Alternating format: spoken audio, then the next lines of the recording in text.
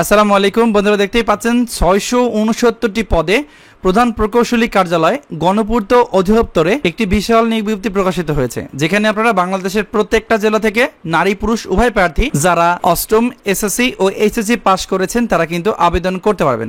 যেহেতু এখানে টোটাল ৬৬৯টি পদ আছে, সো ২০২৫ সালে এসে কিন্তু গণপূর্ত অধিদপ্তরের এটাই বড় নিয়োগ বিজ্ঞপ্তি। যাদের শিক্ষাগত যোগ্যতা মিলবে তারা কিন্তু অবশ্যই আবেদন করবেন। এখানে আবেদন করতে কী কী শিক্ষাগত যোগ্যতা প্রয়োজন হবে, আবেদন শুরু কবে শেষ কবে, সবকিছু কিন্তু ভিডিওতে দেখানো হবে। আপনারা একটু সময় নিয়ে ধৈর্য সহকারে সম্পূর্ণ ভিডিওটা দেখবেন। আর মূল ভিডিও আলোচনা করার পরে ছোট একটা রিকোয়েস্ট থাকবে, আপনারা যারা এখনও আমাদের রায়হান কবির ইউটিউব চ্যানেলটি সাবস্ক্রাইব করেন নাই, অবশ্যই চ্যানেলটি সাবস্ক্রাইব করে দেবেন।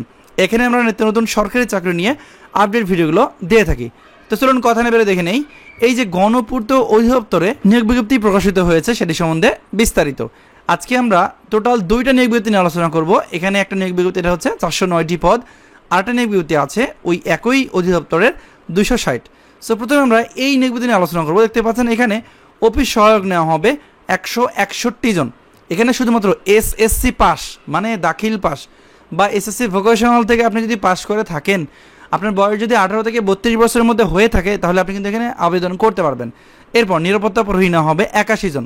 এখানে দেখেন এটা অষ্টম শ্রেণী পাশের পোস্ট। দৈহিক গঠন ভালো, সুস্বাস্থ্যের অধিকারী ও সরকার কর্তৃক স্বীকৃত স্কুল হতে অষ্টম শ্রেণী পাশ হলে আবেদন করা যাবে। এরপর দেখেন মালি, এখানে 18 জন লোক নিয়ে করা হবে। এখানে 3 বছরের কাজের অভিজ্ঞতা সহ অষ্টম শ্রেণী পাশ হলে আবেদন করা যাবে। এই টোটাল 3টা ক্যাটাগরির পদে দেখতে পাচ্ছেন 260 জন লোক নিয়ে করা হবে। আর এখানে কিন্তু দেওয়া আছে যে সকল জেলার প্রার্থীগণ আবেদন করতে পারবে, 18 থেকে 32 বছরের মধ্যে বয়সটা হতে হবে। এবং এই নিয়োগ বিজ্ঞপ্তির আবেদন শুরু হবে, দেখেন এই যে দেওয়া আছে 1/10/2025 তারিখ থেকে 31/10/2025 বিকাল 5টা। আর আবেদন করতে হবে recruitment.pwd.gov.bd এই ওয়েবসাইটটির মাধ্যমে, ঠিক আছে। আর আবেদন ফি বাবদ এখানে দেখতে পাচ্ছেন 50 টাকা আপনাকে জমা করতে হবে, 4 টাকা সার্ভিস চার্জ সহ।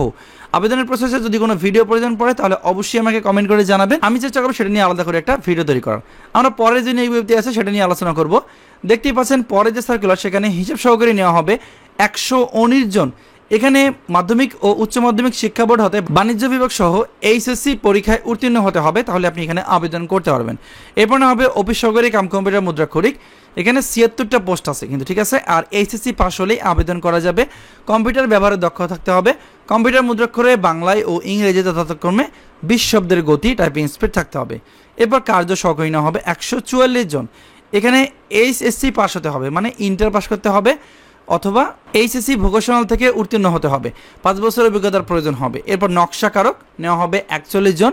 এখানে সংশ্লিষ্ট ক্ষেত্রে ড্রাফটিংয়ের সনদ সহ এসএসসি পরীক্ষা উত্তীর্ণ অভিজ্ঞদের অগ্রাধিকার দেওয়া হবে। এরপর স্টেনোটাইপিস্ট কাম কম্পিউটার অপারেটর নেওয়া হবে 29 জন। এখানে যে কোনো স্বীকৃত বিশ্ববিদ্যালয় হইতে ন্যূনতম 2য় শ্রেণীর স্নাতক বা সমমানের ডিগ্রি অর্জন করতে হবে। কম্পিউটার ব্যবহারে দক্ষ থাকতে হবে। কম্পিউটার মুদ্রাক্ষরে প্রতি মিনিটে বাংলায় 45 ও ইংরেজিতে দেখতে পাচ্ছেন 77 শব্দের গতি থাকতে হবে, ঠিক আছে। এখানে বিস্তারিত বলে দেওয়া আছে, এটা আপনারা দেখে নেবেন। এই 2টা সার্কুলার মিলে টোটাল 669টি পদ আছে। সো এখানে কিন্তু প্রত্যেকটা পদের ক্ষেত্রেই আপনাকে অবশ্যই বাংলাদেশে পুরুষ অথবা মহিলা নাগরিক হতে হবে এবং আপনাদের বয়সটা হতে হবে 1/10/2025 তারিখ ধরে 18 থেকে 32 বছরের মধ্যে। সো এখানে বিস্তারিত বলে দেওয়া আছে। আর এখানে আবেদন করতে হবে এই যে ওয়েবসাইট দেওয়া আছে recruitment.pwd.gov.bd এই ওয়েবসাইটের মাধ্যমে। আবেদন শুরু হবে 1/10/2025, শেষ হবে 31/10/2025 বিকাল 5টা। আর আবেদন ফি বাবদ এখানে দেখতে পাচ্ছেন 104 টাকা জমা করতে হবে। জমার প্রসেসটা আপনার ওয়েবসাইটে পেয়ে যাবেন। সো এরপরেও যদি কারো কোনো প্রশ্ন থাকে এই নিয়োগ বিজ্ঞপ্তির সম্বন্ধে, তাহলে অবশ্যই আমাকে কমেন্ট করে জানাবেন, আমি চেষ্টা করব রিপ্লাই দেওয়ার। ধন্যবাদ সবাইকে। আজকের ভিডিও এ পর্যন্তই। ভালো থাকবেন সবাই। আসসালামু আলাইকুম।